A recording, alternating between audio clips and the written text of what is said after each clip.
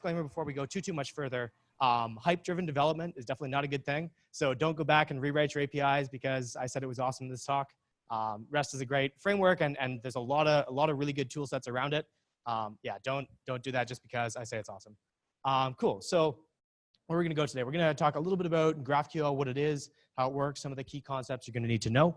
And then we're going to do some live coding, if I can do it with a mic in my hand, of a super simple GraphQL API to kind of give you guys a feel for how it works in some real code. We're going to chat a little bit about the pros and cons we've experienced running it in production for the past few months, and then chat a little bit about what's next for the Django/GraphQL community going forward, because there's some cool open source stuff going on.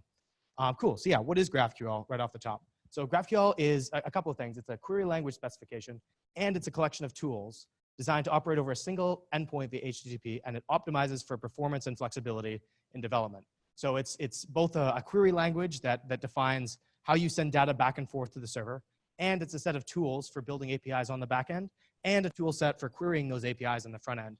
And the tool set is actually one of the things that makes GraphQL really awesome, because there's a lot of really good work going on in those tool sets.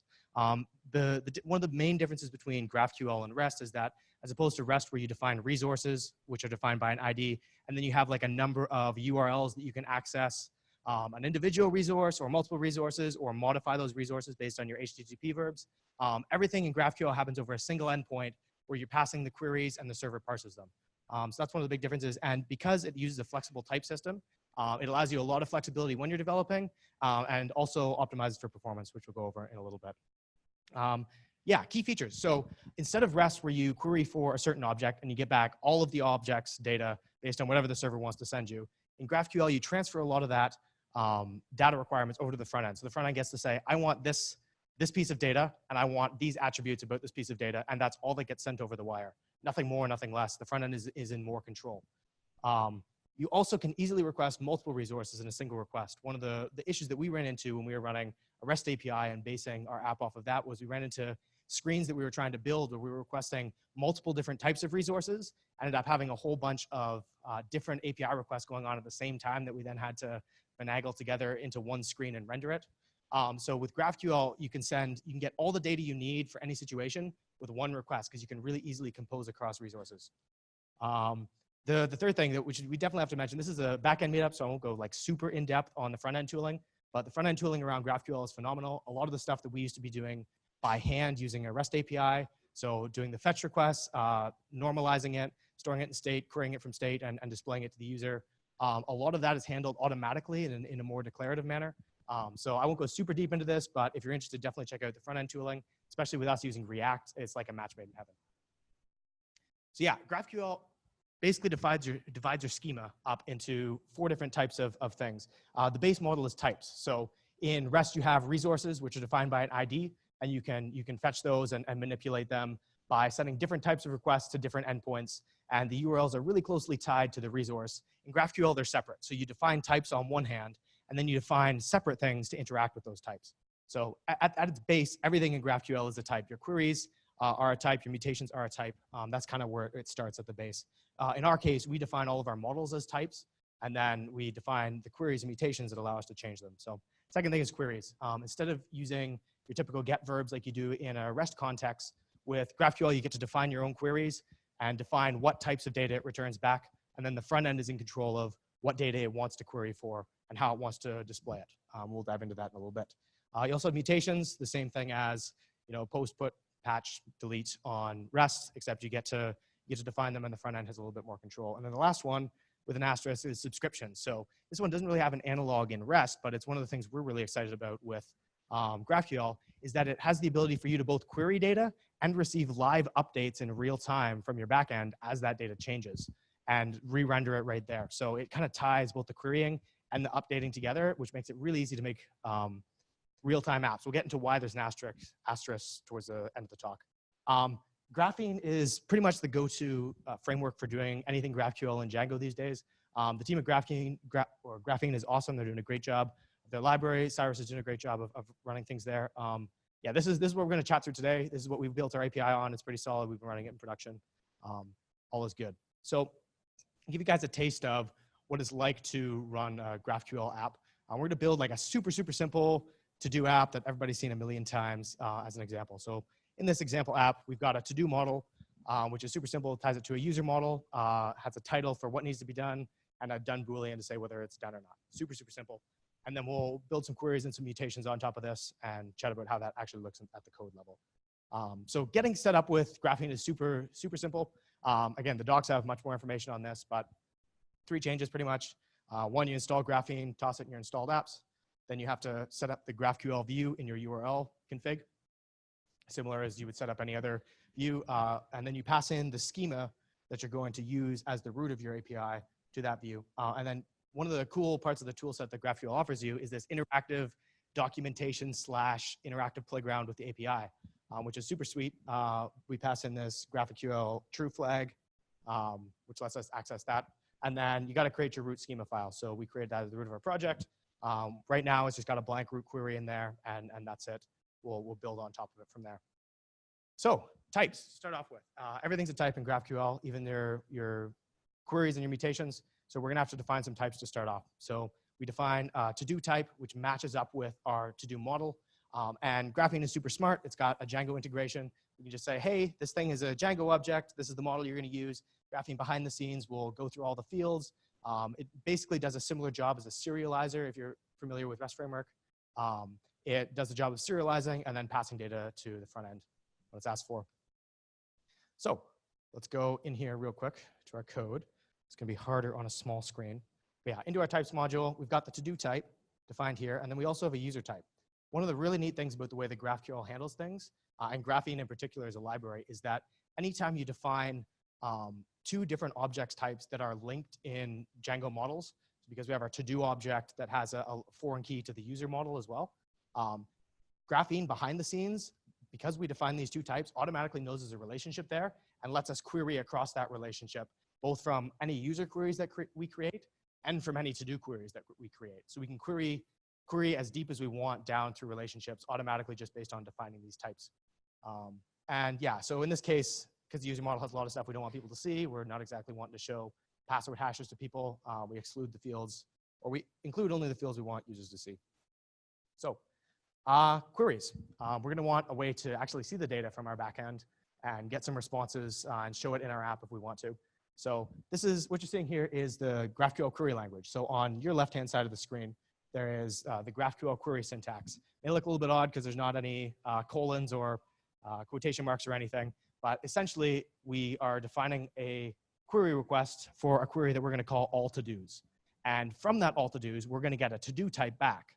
And then these 3, the ID, title, and done, we're saying we want to query the all to-dos query. We're going to get a to-do type back, and we only want to receive the ID, the title, and the done field from that to-do object. We don't want the user object. We don't want created at. We only want those 3 parts of the type that we get. And the data that we get back from this is like this. It'll only give us back the ID, the title, and the done value. If we go back into code for a second, up in the schema, so this is our root schema file that we defined earlier. We're going to, we pass in the root query here to the root schema. And then if we go into, so we got to-dos, GraphQL queries, we're going to create this all to-dos query here. So the way that you create a query using Graphene is you create a class and you subclass the Graphene object type. Remember how I said everything is just an object type in GraphQL? Queries are the same thing. And then what you have to do is, this is actually defining like a wrapper object. And then to define the actual query, you say all to-dos, which is the query that we want to query from the back end. And then you list the return type. So you say we want to get back a list of to-do types as a return value from this query. And then we also can pass in a arguments as like keyword arguments to that Graphene list thing. This could be any type. Graphene has like built-in strings, enums, lists, fields, all sorts of good stuff. But for now, we want a list of these back, and we want to pass in the done parameter. So for each query you define, you also have to define a resolver function, which we do down here. We get in this info parameter, which is pretty much akin to a normal Django request object. We can query stuff about the user, stuff about the cookies, all that good stuff. And then we get passed in this done parameter as a parameter up here. So nothing too special. Queries for all the objects, checks if done is set, if done has been passed to that query or not. If so, filters it, and then returns the results. It just returns the raw Django models. And then behind the scenes, Graphene takes care of passing that to the type, serializing it, figuring out which fields the front end wants, and then passes it all the way down. So if we go over here to our live GraphQL playground here, this is one of the cool parts that we get access to from using that. So if I define a query here using GraphQL query language, and I say all, I want all to-dos, and then from these to-do type objects, I want the ID, I want the title, I want the title, I want the ID, and whether it's done or not. And I fire that off, and here we get a list of all of the to-dos from my database with the title, the ID, and the done. If we say we were originally building an app, this is our requirements, then the requirements change. We want to show which user, on the home screen of our app, we want to show which user works on each part of these, which user owns each to-do item. It's pretty simple. We just add the user parameter. So, and then we pass in what the ID of the user and the first name of the user. Because I don't have a first name specified in the database, first name will be blank, but it allows you to query that data right alongside it. So you only ever pass what you need across the wire and never anything more than that. It's super flexible, and you can, when requirements change, it's really quick to swap back and forth. Yeah, next one, mutations. So again, this is GraphQL query language. It's still kind of a funky syntax, but we're essentially creating a mutation on the back end that's going to modify one of our types. It's going to change how it's stored in the back end, and then it's going to return some data back to us. And again, we have control over what data we get returned from this mutation. So we're going to create a mutation that allows us to create a new to-do item, pass in a title, pass in the done flag, whether it's done or not, and then we'll get the data back, and then we could render that out to the user if we wanted to on the front end. So if we go into mutations here, import graphene, import the type and the model that we need to. Mutations are a little bit differently defined than queries are. It's still an object type underneath, but it's wrapped by this graphene mutation type that we have to subclass. So we subclass that, and then instead of defining the mutation here and putting the return value here, excuse me, this whole thing is the return value. So we're going to return an individual to-do type from this create to-do mutation. Then in order to take in arguments from here, we want to take in the title and the done flag as arguments. In order to do that, we need to subclass it, pass in the raw graphene types that we want to accept as arguments, and then much the same way as we did a resolver function in queries, we got to create a mutate function in here as well. So we get passed in the info, we get passed in, again, the title that we defined as an argument, and the done flag that we defined as an argument. We can pull user off the currently logged in user, we can pull that off of the context, much like you can in Rust framework. And then we create a to-do object. And then this is the funky part. I'm still not sure why they did this behind the scenes, to be honest, but you return an instance of the current class, and you pass in the to-do object that you created as an argument to it. Kind of some funky stuff going on there. I'm not really sure why that design decision was made, but that's how it works. So we go in here, and we want to create a mutation to create a new to-do. We just passed in like that. We want to use the create to-do function or create to-do mutation that we just created. I'm going to pass in the title. Let's say the world, if I could spell. And then we're going to say that it is indeed done. We're going to give this value of true. You can see I'm still henpecking, but it smart autocorrects everything, which is nice. Go. Then we're going to get a to-do. We're going to get a to-do object back because we define this to-do object as the return value. So we get that. We want the ID, and then the title of what we get back. So create that. We'll see it's got the title hello world, ID 6. If we go back to our query we had earlier,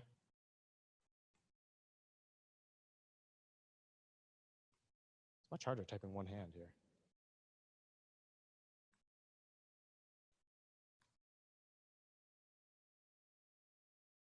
We can see that it saved it just fine, and it shows up at the bottom of my crappy writing there. So there we go. Now we've got the tools that we need to create queries that allow us to access our data and return it and filter it based on parameters that we pass in. We've got the tools that we need to create mutations, which allow us to do create, read, update, delete functions, which allows us, that's pretty much the building block of our API right there.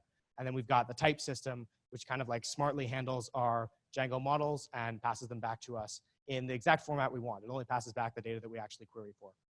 There is another part to GraphQL, which is called subscriptions. Now, I put a bit of an asterisk at the beginning because this isn't fully implemented yet in Graphene. There isn't like a plug-and-play implementation that you can just start playing with right away. I'm going to link the slides later on. There are some links to some things that you can look at if you want to create your own implementation. But this would be the syntax. So you can subscribe to a to-do updated event that'll get fired. In this case, we would set it so it gets fired every time a user updates a to-do model in the backend. We'd set it to fire this event to us. What will happen is our client on the front end will connect to our back end via a webhook, and then that data will be passed via a long-running webhook connection. That's not implemented in Graphene yet, but that's one of the things we're really excited about because our app relies on a lot of real-time stuff. So we are working on our own implementation that may possibly be open source at some point. There's no plug-and-play support yet, but there is a GitHub issue linked here, which has like a lot of information about different people's attempts to implement this. If you're interested in that, you can read along there. It's actually some really interesting reading. Yeah, other real-time options. There are a couple other things out there. None of these are plug-and-play. They do require some setup. There is an official one at the top that does works with channel 1. We're using channels 2, which we ran into a little bit when we were building the original API. But yeah, we're using this fourth approach right here. We have like a hybrid WebSocket connection where we are using just raw WebSockets, and then on the front end, we write it directly to GraphQL's cache. If you're interested, there's some links there. You can keep doing some reading. Other things you might run into, building an API, file uploads. We wanted users to be able to upload a file for their profile picture. So that's super easy to do with Lucas McGartland created a really sweet plugin. Definitely use that if you're looking for that functionality. As well as there's some really cool utilities in a third-party package called Graphene Django Extras. If you want to port your serializers from Django REST framework really quickly, there's some cool stuff in here to do that. Handling authentication with decorators is easier in here. So cool stuff there as well. So we've been running GraphQL in production for a couple months now. And go through the pros and cons a little bit, and then we'll be done. So one of the biggest pros for us is it dramatically improves our front-end developer experience. So a lot of things we used to have to do manually on the front end, fetching the data, normalizing it, throwing it in the cache, making sure we're keeping the cache up to date, and then rendering it out to the user are all more or less taken care of automatically in a declarative nature. We say, we want this data, and we want it displayed here. And everything else is taken care of smartly behind the scenes by GraphQL, which is super cool. Flexible types have allowed us to really speed up our development process. So we're not tied down by having to version APIs and having to worry about backwards compatibility. There's some cool tools in there that allow us to really quickly iterate on it and easily deprecate things. The always up-to-date documentation. This is less of a tools problem and more of just a people problem. We always have a hard time keeping our documentation up to date. And we always have people asking each other, hey, what about that thing where it says this in the documentation, but that's not how it works. So because of the live playground that you get with GraphQL, that's not really an issue for us anymore. And yeah, we're reducing our bandwidth usage because we're only sending the data over the wire that we actually need and not the whole data dump that you get with REST. So there are some pros, but there are also cons with using it. One con is that Graphene isn't quite as mature as other implementations of GraphQL on the back end. So Ruby and JS both have really solid implementations. And GraphQL is like super awesome, and there's a lot of good stuff going on there, but it's still lagging just a little bit behind. So a lot of opportunities to grow, but that's definitely one of the things that we've run into a little bit.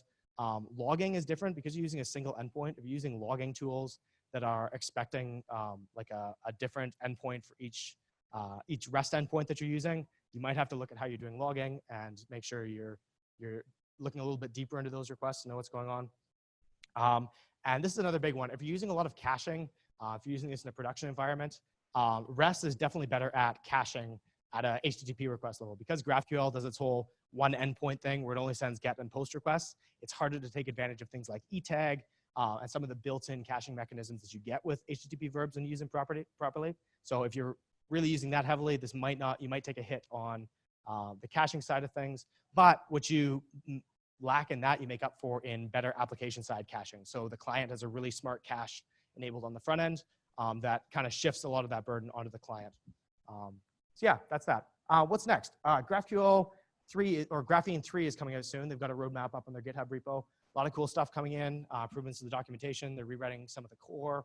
Some cool stuff going on there. Great opportunity to get involved if you want to get involved in the GraphQL community and the Django community in general, because they're definitely looking for help there. We're also working on some cool projects internally. We're working on our own subscriptions implementation right now. It's not in production. It's still kind of just demos right now, but once we've got it running in production for a little bit, there's some exciting open source possibilities that may come soon.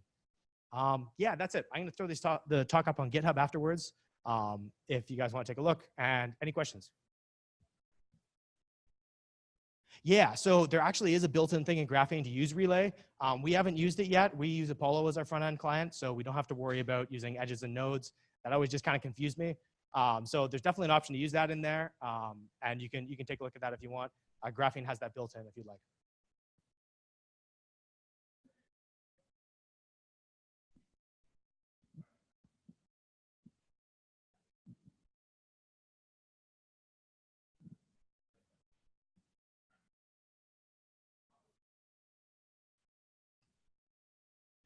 Yeah, definitely. We haven't run into any. Yeah. Oh, sure. Yeah, definitely repeat the question. So are there any issues with performance bottlenecks because of the way that GraphQL handles those relationships and traversing those relationships? We haven't run into any of those issues yet. We're also not doing it at a crazy enough scale where we really need to nitpick on those things just yet.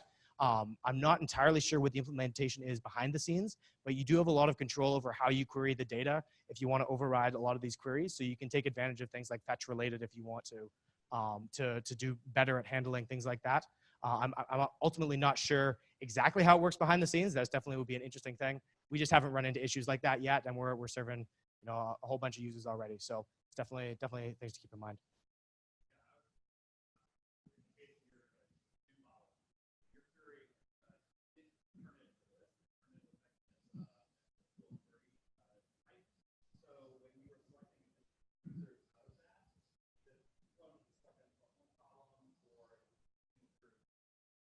Yeah, I think I haven't read super deep into this. I've seen some mentions of how to deal with N+1 problems on the GitHub issues I've looked at. I'm not entirely sure off the top of my head. There is a ticket in there to improve that part of the documentation specifically. I haven't taken a look deep into that hole yet. So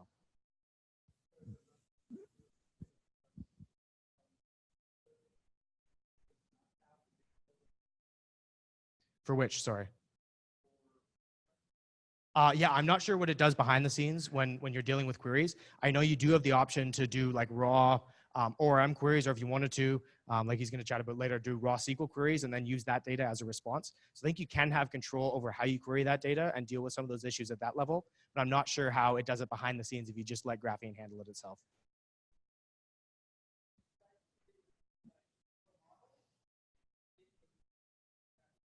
Yeah, it depends on what we're permissioning. So if we're permissioning at an authentication level, we'll permission it at the model level because that's about as close as you can get to the view. If it's permissioning based on, like, we have internal staff accounts that allow us to do certain actions.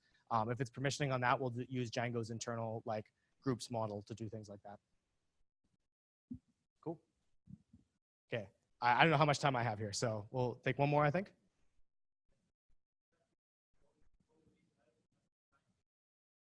Yeah, so we actually, the question is, do we use GraphQL for all of our APIs or just the client-facing APIs? So we only have an internal API that's used by our app. We don't provide like an external API to anyone else. But all of our endpoints are written in GraphQL. The only exception being places where we have to deal with webhooks, where we'll default to the normal Django way of handling things for that. Cool. I think that's it. There we go. Thanks, guys. Appreciate it.